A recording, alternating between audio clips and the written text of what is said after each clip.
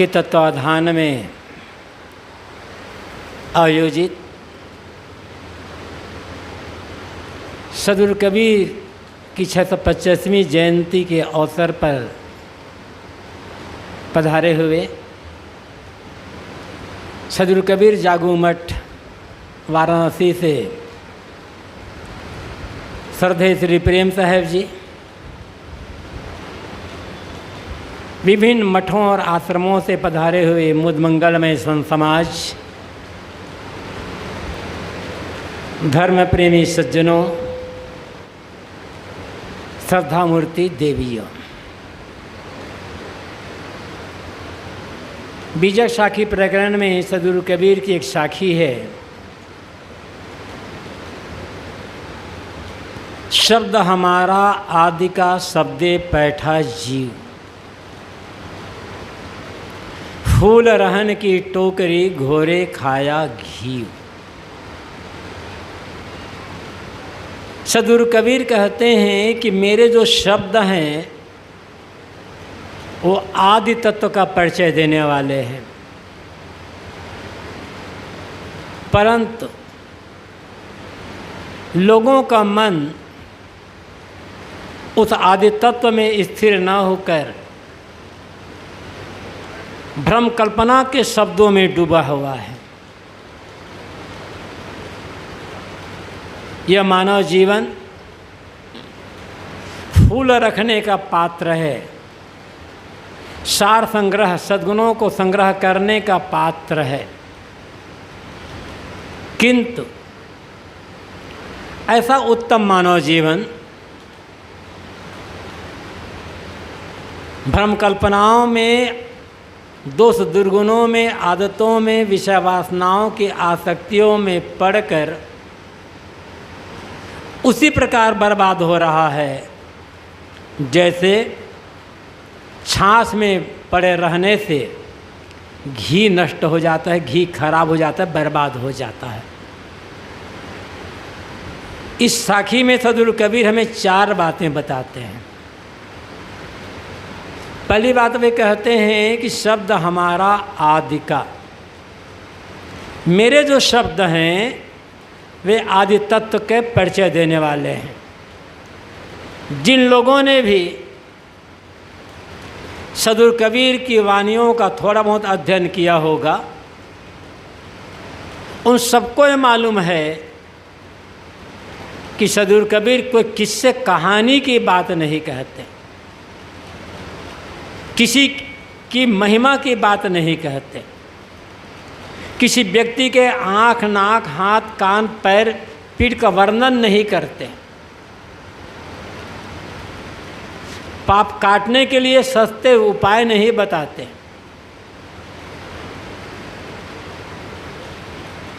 चमत्कारपूर्ण बातें नहीं कहते, किंतु इन सब का वे खूल करके खंडन करते हैं। और जो आदि तत्व है उसका परिचय देने की बात वे कहते हैं। आदि क्या है? शब्द हमारा आदि का, मेरे जो शब्द हैं आदि का परिचय करने वाले हैं। आदि क्या है? आदि के मुख्य रूप से 2 अर्थ होते हैं। एक अर्थ होता है आरंभ और एक अर्थ होता है मूल।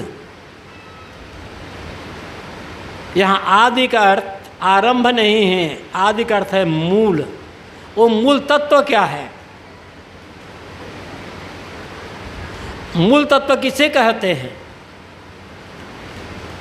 जो अपने आप होता है, स्वतः होता है, जो किसी से बना नहीं है, उसे मूल तत्व कहते हैं।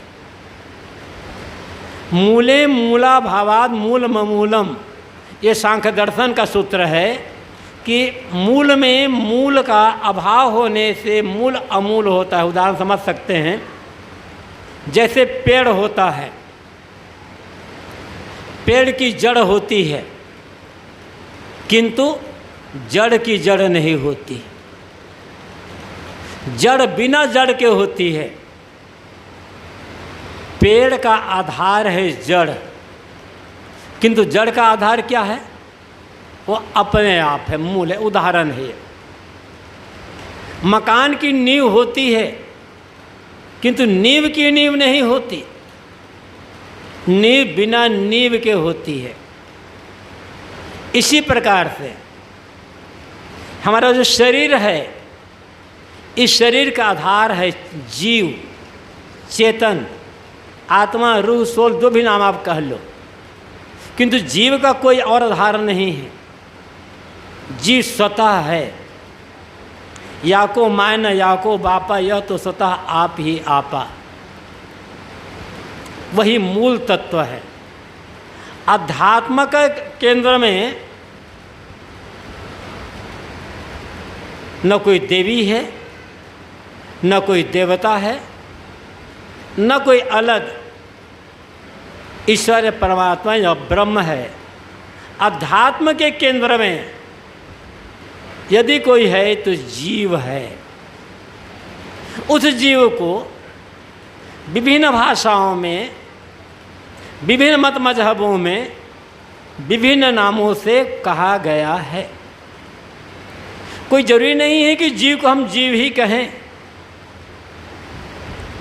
जीव को हम भिन्न शब्दों से भी याद कर सकते हैं। पानी, वाटर, नीर, जल, आब, तोय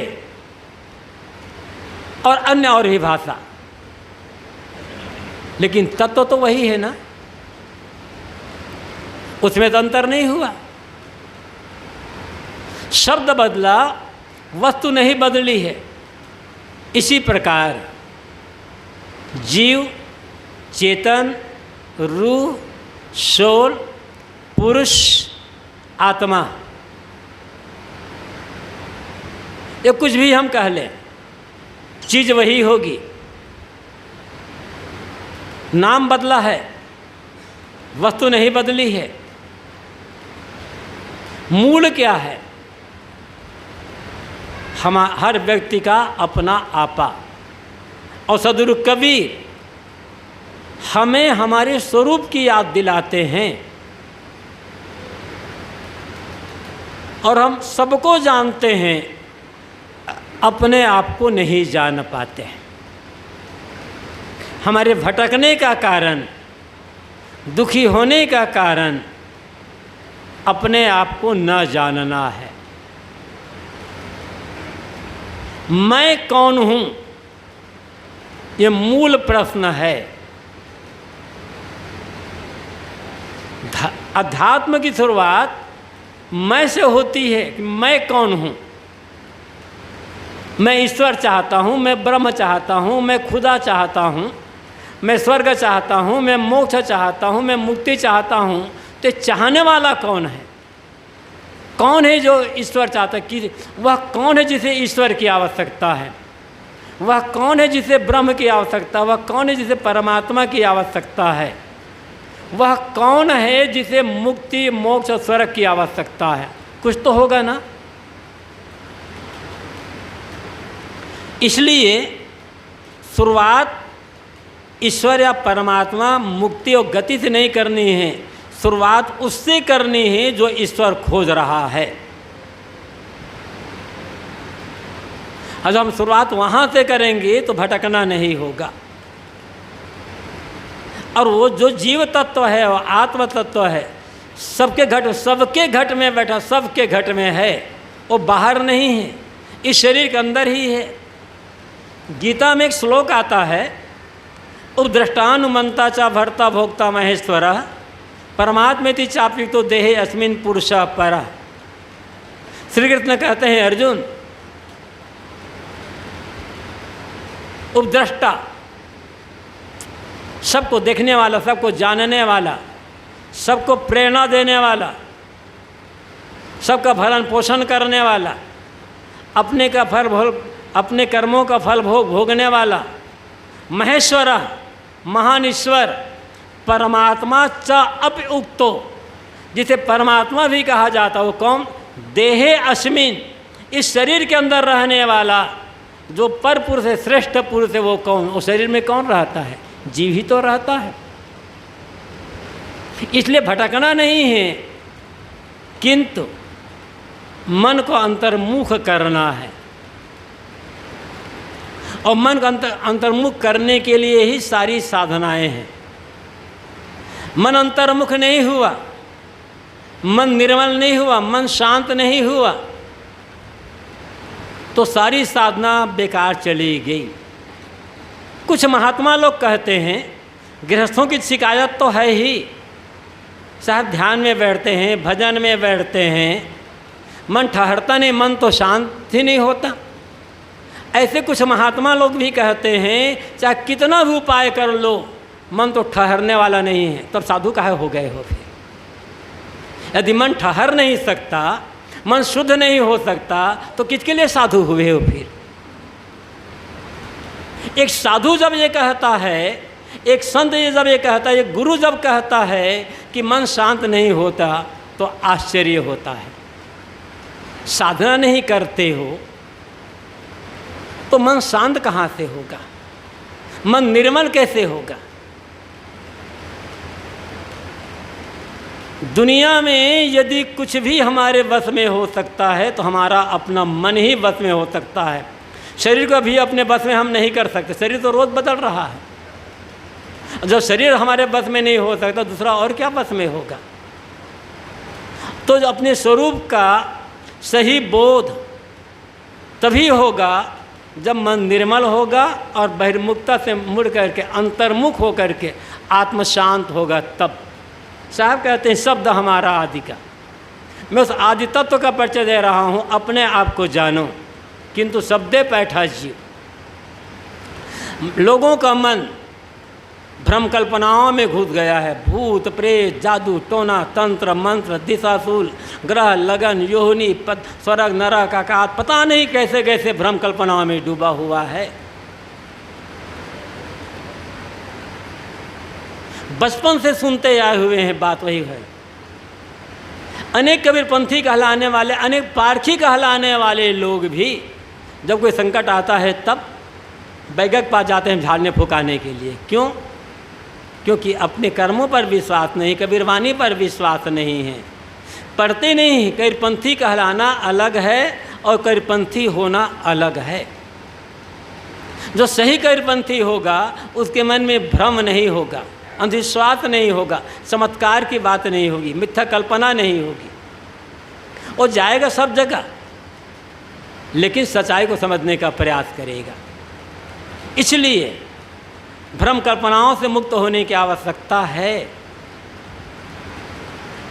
कल मैंने साथ कहा था कि जो व्यक्ति प्रकृति के गुणधर्मों को समझ लेगा, जड़ तत्वों के गुणधर्मों को समझ लेगा, विश्व के शाश्वत नियमों को समझ लेगा, वो कभी अंधविश्वास में नहीं पड़ेगा, चमत्कार के पीछे भागेगा नहीं। चमत्कार नाम की कोई चीज़ ही नहीं होती है।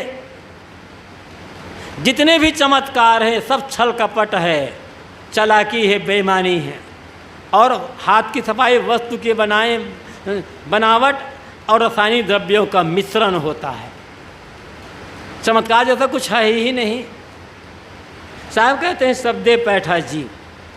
लोगों का मन भ्रम कल्पनाओं के भीतर घुस गया है और लोग भ्रम कल्पनाओं का त्याग नहीं करना चाहते, इसलिए उन्हें अपने आप की परख नहीं हो पाती है। सब जाना, सब जाना, सब जाना, किंतु सबको जानने वाले को नहीं जाना, तो सारा जानना बेकार। बेकार ज्ञान सारा, अपना पता नहीं जब, फिरता है मारा मारा, अपना पता नहीं जब। जिसे अपना पता ही नहीं होगा तो फिरे, वो तो मारा मारा फिरेगा। मारा मारा नहीं फिरना है, कर्मों का सुधार करना है, जब व्यवहार सुधार करना है। जब कर्म निर्मल होंगे, व्यवहार सुंदर होगा, तभी मन निर्मल होगा, तभी ठहरेगा ध्यान साधना द्वारा। फूल रहन की टोकरी घोरे खाया घी। साहब कहते हैं मानव जीवन फूल रखने का पात्र है, मतलब सार ग्रहण करने का पात्र। हम जो कुछ भी ग्रहण करेंगे उसी के परिणाम हमारे जीवन में आएगा। इसलिए बड़ी सावधानी से कहीं कुछ ग्रहण करने की आवश्यकता है और बड़ी सावधानी से जीवन जीने की आवश्यकता है। आज हम जो कर रहे हैं उसी का फल मिलेगा। ये पात्र हमें मिला हुआ है, पात्र में क्या भरना चाहते हैं हम पर निर्भर करता है। वो कहानी याद करें, महात्माओं ने आपको कहानी सुनाई होगी, बहुत लोग कहानी जानते भी होंगे, लेकिन मैं आप लोगों को फिर से याद दिला देता हूँ। एक राजा ने अपने 3 सिपाहियों को बुलाया और एक बड़ा बड़ा थैला दिया और कहा जाओ मेरे बाग में घूमो फिरो और तुम्हारा जो मन हो अपने अपने थैला में भर करके ला आओ। तीनों गए, घूमे। एक सिपाही घूम घूम करके ताज़ा और मीठे फलों से अपना थैला भरने लगा। एक सिपाही कुछ गिरे हुए फल, कुछ पक्षियों के खाए फल, कुछ कच्चे फल, कुछ पके फल भरा। एक सिपाही सोचा कि राजा साहब ने कहा भरने को, फल भरूंगा तो इतना बोझा हो जाएगा, कुछ घास भर लिया, कुछ सूखी सूखी टहनियाँ, कुछ पत्तियाँ भर लिया और कुछ ऊपर में कुछ फल भर लिया। तीनों को छूट थी क्या भरना है। एक ने ताज़ा मीठे फल भरा, एक कच्चा फल, आधा फल, सारा फल भरा और एक घास फूस पत्तियाँ आदि भर लिया। थैला भरा, तीनों राजा के सामने आए। राजा ने पूछा तुम्हारा थैला भर गया? सिपाहियों ने कहा हाँ हुजूर हमारा थैला भर गया है, देख लें। राजा ने कहा देखने की आवश्यकता नहीं है, अपना अपना थैला अपने पास रखो। फिर राजा ने अपने मंत्री से कहा इन तीनों सिपाहियों को जेल की अलग अलग 3 कोठरियों में बंद कर दो, 1 महीना तक बाहर ताला लगा दो और खाने के लिए जिसके थैला में जो भरा है वो वही खाएगा। अब सोचो परिणाम क्या आएगा। जो सूखी पत्ती भरा है, घास भरा है, सूखी टहनी भरा है, वो तो एक सप्ताह में इसमें सुरक्षित हार गया। दूसरा आदमी बीमार हो गया, तीसरा तो स्वस्थ। ये कहानी है। कहानी सुन करके हमें उन सिपाहियों पर की बुद्धि पर हंसी आती है जिन सिपाहियों ने घास, पत्ती और टहनी भरा या कच्चे, सूखे और सड़े फल भरे। वो कहानी हम लोगों के लिए है।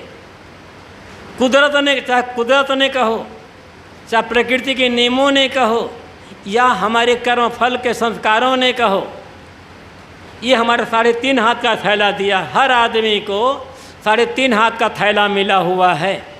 ये पूरा संसार बगीचा है, भर क्या रहे हैं।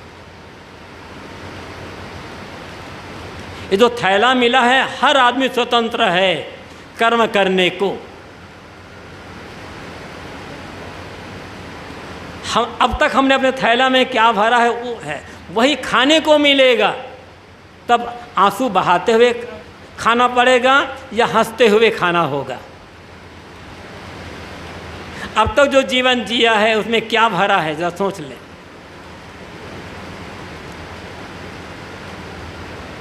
अब मान लो, कल्पना करो अचानक सामने मौत आ जाए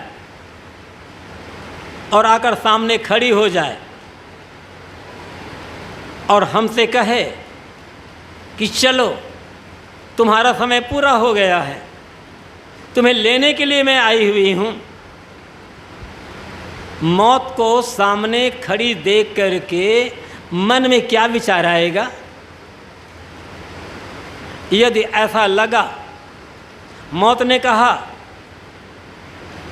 कि चलो तुम्हें लेने के लिए मैं आई हुई हूँ, और हमारे अंदर से आवाज़ आती है अच्छा तू आ गई, चलो मैं तैयार हूँ, मैं तो तुम्हारा रास्ता देख रहा था, मैं तैयार हूँ, जो मुझे करना चाहिए था वो काम मैंने कर लिया, तो समझ लेना जीवन को अब तक हमने सही ढंग से जिया है।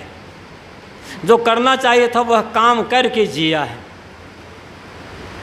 और मौत को सामने खड़ी देख करके रोने लग गए घबराने लगे, भयभीत हो गए, दुखी हो गए। अरे मुझे काम करना वाला तो समझ लेना होगा कि जीवन को अब तक हमने गलत ढंग से जिया है। जो करना चाहिए था वो काम नहीं किया, जो नहीं करना चाहिए था वह काम किया, इसलिए रोना हो रहा है। किसी आदमी से पूछो कि क्या आप अपने जीवन को सही ढंग से जी रहे हैं, हर आदमी कहेगा कि हाँ अपने जीवन को मैं सही ढंग से जी रहा हूँ। फिर दोबारा पूछें कसौटी क्या है, आप जीवन को सही ढंग से जी रहे हैं, कैसे कह सकते हो कि मैं जीवन सही ढंग से जीता हूँ। यदि मन में कोई चिंता है, मन में भय है,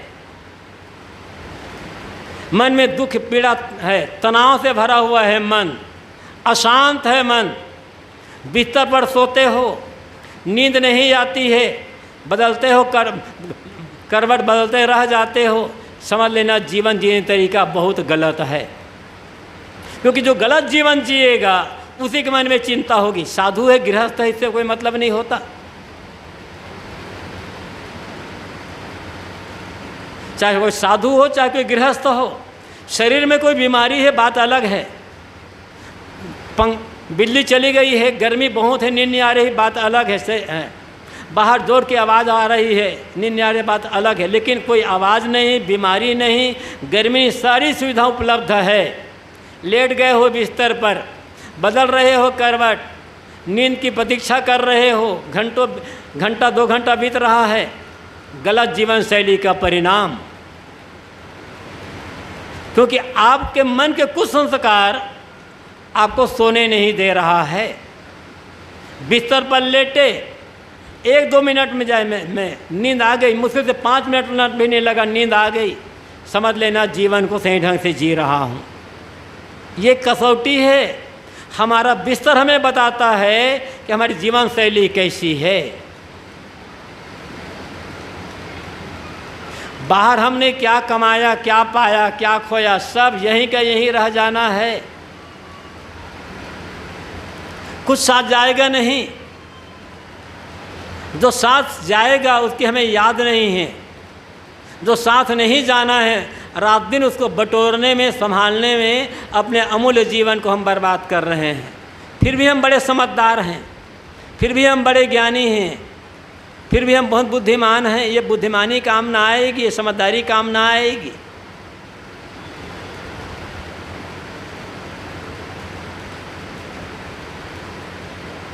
ये जीवन दोबारा मिलेगा या नहीं मिलेगा कुछ कहा भी नहीं जा सकता है। आज मिला है, आज उपयोग क्या कर रहे हैं, ये सोचने की बात है। साहब यहाँ कहते हैं कि फूल रहन की टोकरी, ये मानव जीवन फूल रखने का पात्र है। क्या भरा है अब तक?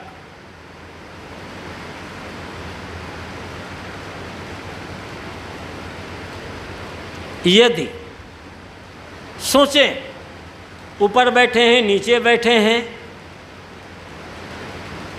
सोचें, यदि जीवन की परीक्षा ली जाए और हर आदमी को स्वयं अपने आप को नंबर देना हो जाए और ईमानदारी से नंबर देना होगा, ईमानदारी पूरी निष्पक्षता के साथ।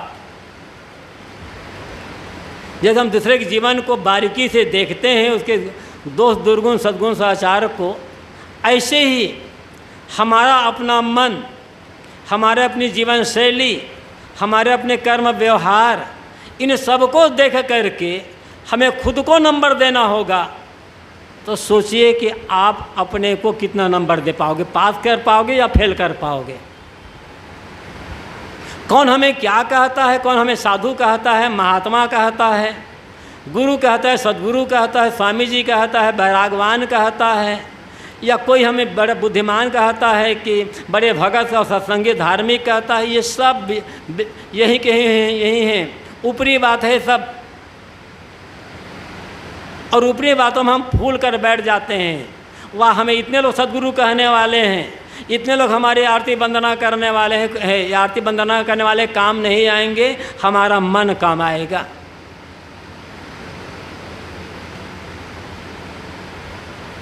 ये तो शिष्टाचार है। धन भी काम नहीं आएगा, पद भी काम नहीं आएगा, प्रतिष्ठा भी काम नहीं आएगी, पुत्र परिवार भी काम नहीं आएगा। सब व्यवहार की चीज़ें हैं, इसलिए व्यवहार में इनकी आवश्यकता है, इसलिए इन्हें सुव्यवस्थित रखना होगा। लेकिन अंतिम में कौन आएगा काम? क्या बात हम जानते नहीं हैं? जानते तो हैं, मानते नहीं हैं। याद भी है, मानते नहीं हैं। एक चुटकुला याद आ गया, कह देता हूँ। 60-65 साल के एक व्यक्ति ने अपने एक जवान बेटे को बुलाया जिसकी शादी नहीं हुई थी। अब बुला करके कहा, बेटा मैं तुम्हें अपने जीवन का अनुभव बताना चाहता हूँ, यदि मेरे अनुभव को तुम मान लोगे तो ज़िंदगी भर सुखी रहोगे। बेटे ने कहा, पिताजी आप अपना अनुभव बताएं, आपका अनुभव तो मेरे लिए अनमोल धरोहर होगी। तो पिता कहता, बेटा मेरा अनुभव यह है कि शादी करके मैंने भयंकर गलती की। तुम जीवन भर सुखी रहते हो तो भूल कर, जीवन भर सुखी रहना चाहते हो तो भूल करके शादी मत करना। पिता की बात सुनकर बेटा कहता है, पिताजी आपकी इस बात को मैं ज़िंदगी भर याद रखूँगा और अपने बेटे को भी बताऊँगा कि बेटा तू भूल कर कभी शादी मत करना। याद तो है दूसरों को बताने के लिए, हैं? दूसरों को बताने के लिए याद है, अपने लिए याद नहीं है। ये दूसरों को बताने के लिए हमें जो याद है ना, ये नरक में ले जाएगा। अपने लिए याद होना चाहिए, तब वो याद होगा।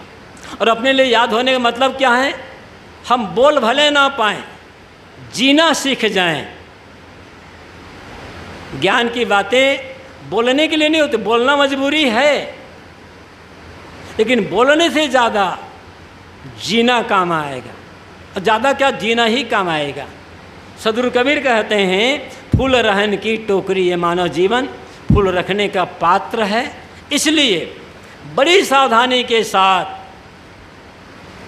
कर्म करने की आवश्यकता है, अन्यथा यह जीवन उसी प्रकार बर्बाद हो जाएगा जिस प्रकार मट्ठे में पड़े रहने से घी खराब हो जाता है, घी बर्बाद हो जाता है। कहाँ मट्ठा, कहाँ छाछ और कहाँ घी, दोनों की कीमत में बहुत अंतर है। लेकिन कम मूल्य का छाछ मूल्यवान घी को खराब कर देता है। ये दुनिया की जितनी भी चीज़ें हैं छाछ मट्ठा के समान है, और घी के समान हमारा जीवन है, हमारा मन है। इसलिए किसी भी बात को लेकर के अपने जीवन को, अपने मन को खराब करने की आवश्यकता नहीं है। आखिर दुनिया की जो चीज़ें हैं हमारे अपने लिए ही तो है, जीवन के लिए ही तो है। दुर्भाग्य यह हो जाता है, चीज़ें बड़ी हो जाती है और हमारा जीवन, हम स्वयं छोटे हो जाते हैं। जब हम कहते हैं कि अमुक चीज़ के बिना मेरा जीना मुश्किल है, तो चीज़ बड़ी हो गई और हम छोटे हो गए। चीज़ कभी सस्ती होती है, कभी महंगी होती है। जहाँ जैसी चीज़ें मिल जाएं उधर से प्रयोग कर लें। लेकिन एक बात हम सबको याद रखने लायक है, दुनिया की बड़ी से बड़ी चीज़ को अपने से बड़ा नहीं होने देना है, अपने से मूल्यवान नहीं होने देना है। मूल्य आपका है, मूल्य हमारा है। और चीज़ बड़ी हो गई, हमारा मूल्य छोटा हो गया। और जिस आदमी ने अपना मूल्य स्वयं ही खो दिया, उस आदमी के पास क्या रहा? इसलिए किसी भी बात को लेकर के अपने आत्मगौरव को नीचे मत गिरने दो। जिस आदमी का आत्मगौरव गिर गया, उसके पास क्या बचा? वो उसे आदमी भी हम कैसे कहे जाएं? चाहे भगवान के नाम पर हो, चाहे देवता के नाम पर हो, चाहे पैसे के नाम पर, प्रतिष्ठा के नाम पर हो, कभी भी अपने आत्मगौरव को खो करके जीवन नहीं जीना है। क्योंकि आत्मगौरव ही नहीं रह गया, फिर क्या बचा आदमी के पास? और जब चीज़ें बड़ी हो जाती है, हम कहते हैं अमुक व्यक्ति के बिना नहीं जी सकता, अमुक चीज़ के बिना नहीं जी सकता, ऐसी चीज़ नहीं मिली, जीवन बेकार हो गया। तो हमने अपना आत्मगौरव खुद ही खो दिया। इसलिए हर हाल में हमें अपना आत्मगौरव बना कर रखना है। और आत्मगौरव कब बना रहेगा? जब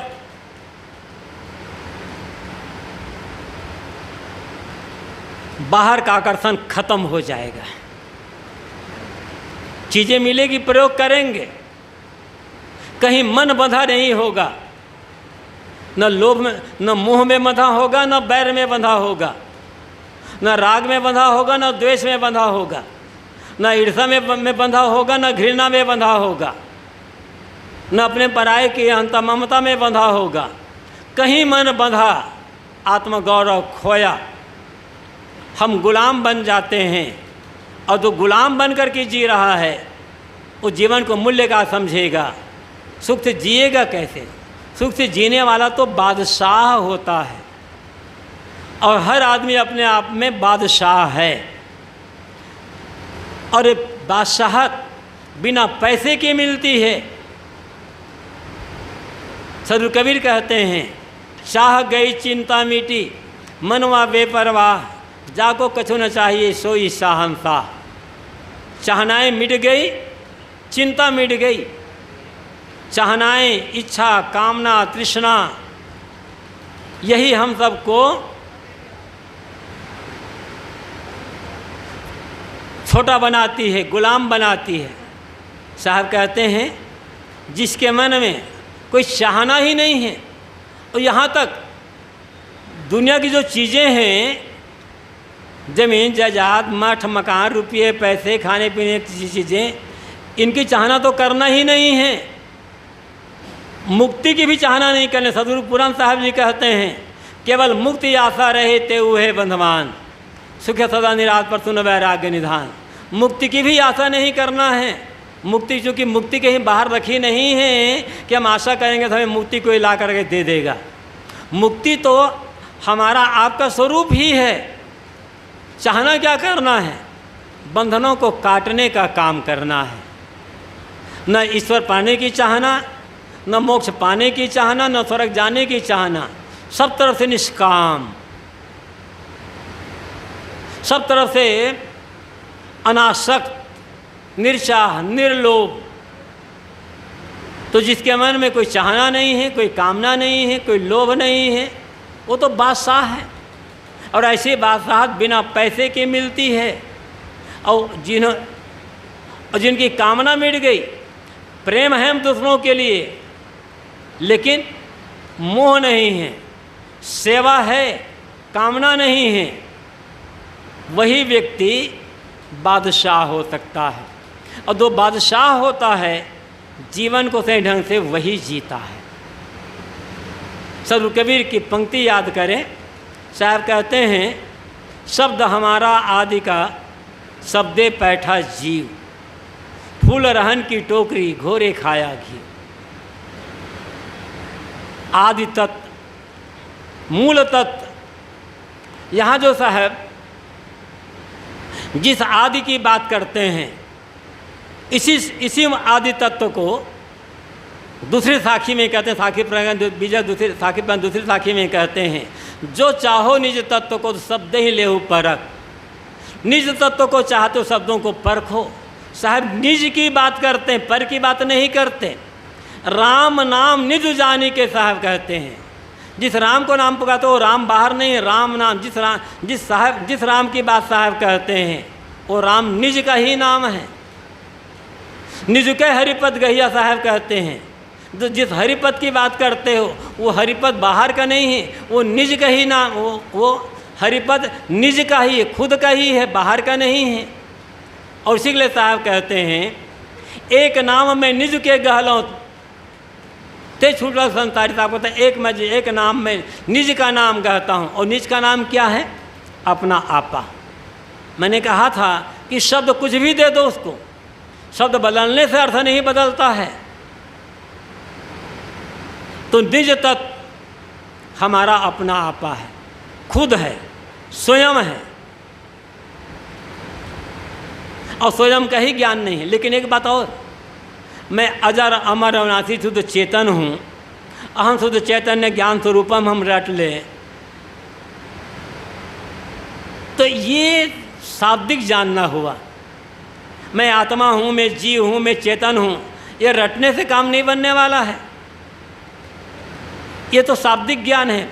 पुस्तकें पढ़ करके, गुरुजनों के सत्संग प्रवचन सुन करके हमें ज्ञान हो जाता है कि मैं मिट्टी, पानी, आग, हवा, आकाश नहीं हूँ। मैं तो इन सबसे परे शुद्ध चेतन तत्व हूँ, आत्म तत्व हूँ, जीव तत्व हूँ। तो इतने से काम नहीं बनने वाला है। इतना तो तोता भी रट लेता है, लेकिन तोते को मालूम नहीं होता है कि मैं जो बोल रहा हूँ उसका अर्थ क्या होता है। मैं शुद्ध, मैं अजर अमर अविनाशी शुद्ध स्वरूप जीव हूँ, ये ज्ञान तब काम आएगा जब उसी प्रकार से हमारा मन निर्मल हो जाएगा, अंतःकरण निर्मल हो जाएगा, तब काम आएगा। योग दर्शन में एक सूत्र आता है, सत्व पुरुषयो शुद्धि साम्य कैवल्यम। ये बहुत महत्वपूर्ण सूत्र है योग दर्शन का, और यही हमारे पास सिद्धांत भी कहता है, सत्व पुरुषयो शुद्धि साम्य कैवल्यम। जिस प्रकार से पुरुष शुद्ध है, उसी प्रकार से जब सत्व शुद्ध हो जाता है तब कैवल्य हो जाता है। सत्व और पुरुष, यहाँ पुरुष की बात स्त्री पुरुष नहीं है। पुरुष मतलब पुरुषेते पुरुष। हमारा जो शरीर है एक पूर है, एक गांव है। इस शरीर रूपी गांव में शयन करने वाला जो जीव है वो पुरुष है, चाहे स्त्री शरीर में हो चाहे पुरुष शरीर में हो। सांख्य दर्शन और योग दर्शन, ये दोनों दर्शन पुरुष की बात करते हैं। जीव, चेतन, आत्मा, ये शब्द सांख्य योग दर्शन में नहीं है, केवल पुरुष शब्द है। अब पुरुष जिसे हम जीव कहते हैं उसी को वहाँ पुरुष कहा गया है। तो पुरुष का अर्थ है जीव, चेतन। सत्व, सत्व का अर्थ होता है प्राणी, और सत्व का अर्थ होता है अंतःकरण। महर्षि पतंजलि कहते हैं जिस प्रकार से पुरुष अर्थात ये जीव शुद्ध है, निर्मल है, निर्विकार है, उसी प्रकार से जब अंतःकरण शुद्ध, निर्मल, निर्विकार हो जाएगा तो कैवल्य हो जाएगा, तब मुक्ति मिल जाएगी, मोक्ष हो जाएगा। तो मैं जीव हूँ, मैं चेतन हूँ, शुद्ध बुद्ध हूँ, ये रटने से काम नहीं बनने वाला है। ये तो हम रट रहे हैं तोता के समान। जैसा हमारा शुद्ध स्वरूप है, क्या ऐसा हम अपने मन को शुद्ध करने का काम कर रहे हैं, नहीं कर रहे हैं? धीरे धीरे ही सही,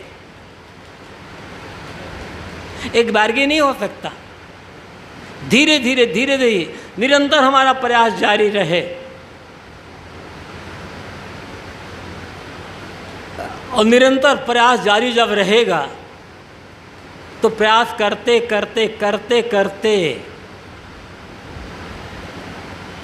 एक दिन वो आएगा जब मन पूरा पूरा निर्मल हो जाएगा। और जब मन निर्मल हो गया तब कोई काम बाकी नहीं रह गया। जैसे साहब ने कहा है, जब दर्शन को दिल चाहिए तब दर्पण मांझत रहिए, जब दर्पण लागी इकाई तो दरस कहाँ से पाई।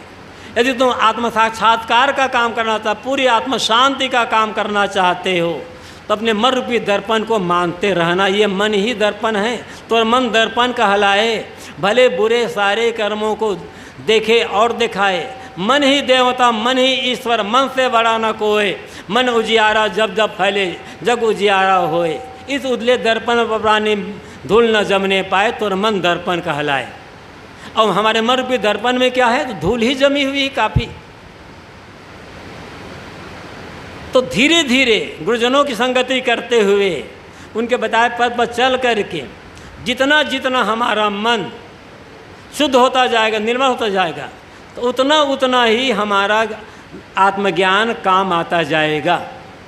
और यदि मन निर्मल नहीं हुआ, जब अंत हम रटते रह जाएंगे, मैं शुद्ध हूँ, बुद्ध हूँ, निर्मल निर्विकार हूँ, ये रटना काम नहीं आ पाएगा।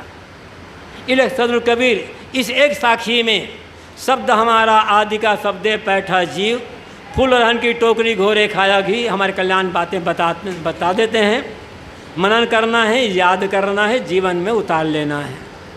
परम पूज्य